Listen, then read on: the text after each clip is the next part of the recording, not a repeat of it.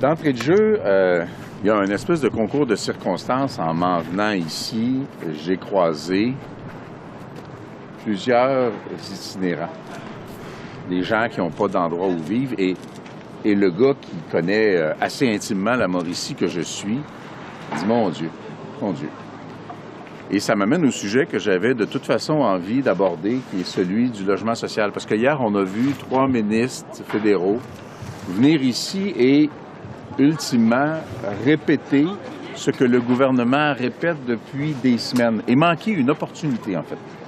Ça fait des semaines que le gouvernement pré-annonce, annonce et post-annonce les mêmes annonces en matière de logement social, qui pourtant est une juridiction québécoise dans laquelle Ottawa devait prendre l'argent, envoyer l'argent au Québec, qui devrait le faire descendre le plus vite possible vers les municipalités qui sont les maîtres d'œuvre. Mais ici, il y a une opportunité qui ne fait pas totalement consensus, mais qui mérite assurément une analyse, qui est l'utilisation d'un immeuble patrimonial fédéral qui peut être converti en logement social. Et là, il y a comme une entrée plus légitime du gouvernement fédéral dans l'enjeu du logement social. Mais ils n'en ont pas vraiment parlé, alors que c'est de ça dont ils auraient parlé. Ils auraient dû parler, pardon. Ma crainte est celle-ci, je reprendrai cet exemple. Depuis 2015, on parle de trains à grande fréquence à Trois-Rivières. On n'a jamais vu le début de la patente, que j'avais appelé ça le Sasquatch à un certain moment donné. Mais j'espère que ça ne sera pas la même chose, que le budget fédéral qui mentionne le poste, le bureau de poste ici à Trois-Rivières, ne sera pas quelque chose dont on va avoir parlé une fois, puis ça va devenir une promesse électorale, puis une autre promesse électorale, puis une post-promesse électorale. Faisons-le vite. Une concertation avec la Ville me semble urgente. Et pendant que je parle, ou j'ai mentionné indirectement le train à grande fréquence, juste vous dire, et ça sera bref, nous avons eu une brève conversation et nous aurons une conversation plus étoffée avec M. Humblot de la division de VIA qui s'occupe spécifiquement de ce qu'il ne veut pas appeler un train à grande fréquence. Et sa vision, possiblement, c'est des indications qu'on semble avoir, sa vision est assez proche de celle que le Bloc véhicule depuis tellement d'années, une technologie contemporaine tournée vers l'avenir pour que ça ait vraiment un impact sur le transport collectif et un incitatif important sur le transport collectif. Donc, j'ai très hâte à cette rencontre-là sur le train qui va vite, pour reprendre l'expression de M. Humblot. Voilà. Est-ce qu'on peut comprendre de ce que vous dites que vous trouvez que ce serait acceptable à ce moment-là pour le logement social que le fédéral s'en occupe eux-mêmes quand il s'agit, par exemple, du cas du bureau de poste? Je pense que le fédéral doit simplement transmettre la propriété du bureau de poste. Mais si le fédéral est rapide pour transmettre la propriété du bureau de poste, à ce moment-là, il y a en parallèle faire circuler l'argent via Québec vers la Ville. C'est ce que je reproche au dossier du logement social et du logement en général, incluant dans une certaine mesure le logement étudiant qui ici a quand même de l'élan à Trois-Rivières, c'est qu'il y a toujours le niaisage de juridiction. L'autorité, l'ordre de gouvernement de proximité qui est le mieux placé pour faire sortir de terre rapidement le logement social dont on voit ici même ce matin que c'est urgent, c'est le gouvernement, l'ordre de gouvernement municipal. Alors qu'il y a des discussions, oui, que Québec dise « Ah, c'est ma juridiction », ça va, mais à la condition que ce ne soit pas un facteur de ralentissement. Ces gens-là vivent dans l'urgence. Mais le maire disait, il ne sait même pas s'il en veut, ce bâtiment-là, parce que les coûts, si on repart à neuf, ça va peut-être coûter bien moins cher que justement y aller avec ce bâtiment patrimonial. Un bâtiment patrimonial a toujours une valeur en soi. Un bâtiment patrimonial ne devrait pas être toujours réservé à des beaux projets où l'élite ira faire des gorges chaudes. Qu'on utilise un bâtiment avec un caractère patrimonial pour des gens qui sont démunis puis qui sont en difficulté, moi, ça me touche. Je trouve ça intéressant. En plus de ça, oui, il y aura des coûts. Et il est évident que pas plus Trois-Rivières que n'importe quelle autre municipalité au Québec est capable d'absorber ça seul.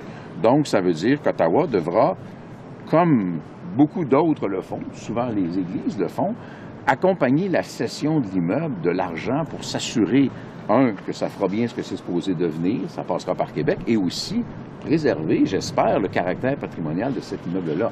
C'est une opportunité. Ça ne doit pas être un facteur de division, mais bien un facteur de concertation. À mon avis, c'est une belle opportunité. J'avais une question concernant la venue de Honda, mais en Ontario, alors Oui. ils ont visité le parc industriel à Bécancour. Comment vous voyez ça, justement, qu'on perde des joueurs au Québec qui auraient pu s'installer ici, alors que ça semble dépendre aussi de l'octroi des blocs énergétiques? Ça me choque pas mal. Ça me choque parce que je suis, je ne serais pas surpris, un nationaliste économique qui pense que le Québec devrait être, demeurer, un meneur de premier plan en matière d'électrification des transports et dans la filière batterie, parce que le Québec a notamment le lithium, bien sûr. Et là, le gouvernement fédéral envoie infiniment plus d'argent de cette filière vers l'Ontario, qui en met aussi beaucoup, avec pour effet de dépouiller le Québec de cette expertise qui lui est propre en matière de batterie, pour la délocaliser vers l'Ontario avec notre propre argent. La seule nuance que je suis obligé de mettre, c'est que la gestion du dossier de Nordvolt, qui est dans ma circonscription, par l'État québécois, qui a sûrement appris beaucoup de choses dans l'exercice, n'a pas été de nature à faciliter. Les entreprises doivent se faire dire d'entrée de jeu qu'elles sont les bienvenues au Québec qui est capable de fournir de l'énergie verte, ce qui est en général pas le cas en Ontario, mais qui a, bien sûr, des paramètres environnementaux à respecter au Québec, comme il y en a en Suède et comme il devrait y en avoir partout. Donc ça me préoccupe un peu, mais je suis très confiant, d'une part, que Nordvolt, ça va très, très bien se finir et qu'on récupérera cet élan-là. Mais il faut qu'Ottawa cesse de prendre notre argent pour envoyer notre expertise en Ontario. Mais pensez-vous qu'Honda a été justement échaudé avec Nordvolt, que c'est ça qui les a fait changer d'idée, ou c'est l'argent qui a été mis davantage dans le projet par Ontario? Quand on a beaucoup d'argent et qu'on est prêt à la mettre dans un projet, bien, on met le poing sur la table et on impose des conditions. Et parmi les conditions qu'Ottawa aurait pu dire, c'est ce projet-là, parce que c'est une expertise québécoise et parce qu'on a mis beaucoup plus d'argent en Ontario qu'au Québec dans l'expertise québécoise, bien, il devrait atterrir au Québec. Et Ottawa, bien sûr, ne fait pas ça parce que dans plusieurs secteurs, dont l'aéronautique, dont la construction navale, dont, bien sûr, la batterie, Ottawa utilise l'argent des Québécois pour envoyer les expertises spécifiques du Québec vers d'autres juridictions canadiennes. Et ça, c'est très choquant. Je parle de rencontre avec le responsable du TGF, ou pas TGF comme ils veulent l'appeler, mais parler de... Est-ce que dans les points que vous voulez aborder, dans les priorités du Bloc québécois pour ce futur projet-là, un arrêt à Trois-Rivières, ça en fait partie? Assurément. Assurément, dans l'offre de service de ce projet-là, ça en a toujours fait partie. Il faut que ça en fasse partie. Mais il y a des options technologiques qui le permettent. J'ai rencontré quelqu'un qui malgré la brièveté de notre conversation, j'étais assez épaté par l'ouverture. Je dirais que le principal critère pour que le dossier avance, c'est que quand il y a des annonces de fait, il n'y ait pas un sacré politicien. Que M. Humblot et Viarail fassent leurs annonces en fonction des vertus du projet et qu'on arrête de dire qu'il faut que M. Champagne soit là pour sautiller à côté et dire « Ah, c'est nous, c'est nous, c'est nous » ou même quelqu'un de Québec ou de n'importe où. Les municipalités, je comprends compte tenu des enjeux. Il faut dépolitiser ce projet-là qui est discuté depuis déjà 9 ans, pour lequel, en vraie vie, rien ne s'est produit. Les sommes qui ont été investies devaient l'être de toute façon dans des infrastructures existantes qui peut-être ne serviront même pas au train qui va vite. Donc, travaillons de façon sérieuse avec les gens sérieux et parfois, quand on est constamment en préélection, il faut tasser les politiciens. Je reviens avec l'annonce de la méga-usine Honda en Ontario. Est-ce que vous trouvez que c'est possible de répondre en anglais et en français, s'il vous plaît? Est-ce que vous trouvez que le gouvernement fédéral met de côté le Québec dans le développement des véhicules électriques? L'expertise en matière de véhicules électriques et de batteries pour véhicules électriques est définitivement une expertise québécoise dont des éléments, d'ailleurs à caractère environnemental, ont été développés ici en Mauricie.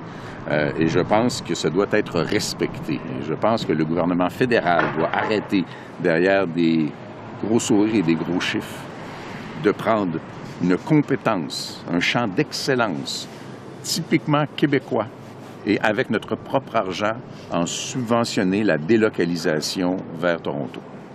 and you want me to say that in English. I'm tempted to say, hey, you guys, you got it, but it should have come here because the expertise in terms of batteries for cars and electric vehicles is basically in Quebec. And it is with the money of Quebecers that the federal government is taking this expertise and buying it to be sold to Ontario against Quebec. Est-ce qu'on a l'impression de jouer un peu dans le même film que dans le secteur de l'automobile, quand nos usines sont parties en Ontario? Ben, le film est assez ancien, mais dans les variables qui sont ici, il y a bien sûr l'existence, par exemple, de Autobus Lyon, qui est une entreprise qui a démontré que le Québec est capable de développer des technologies de transport électrique extraordinaires. Ils viennent d'ailleurs de développer un modèle d'ambulance entièrement électrique avec ambulance de Mers, qui d'ailleurs dans ma circonscription, c'est la première ambulance électrique au monde. Et on est innovant. D'ailleurs, la différence entre Nordvolt et d'autres usines liées à la batterie de voiture, c'est que Nordvolt fait davantage d'intégration verticale, développant davantage les diverses expertises, incluant le recyclage du lithium. Je ne dis pas que c'est une entreprise parfaite, il y a beaucoup de travail à faire, mais quand même, il y a ça, tandis que ce qui se développe à l'heure actuelle, notamment en Ontario, c'est du travail à la chaîne sur une base horizontale sans développement d'expertise. Et voilà.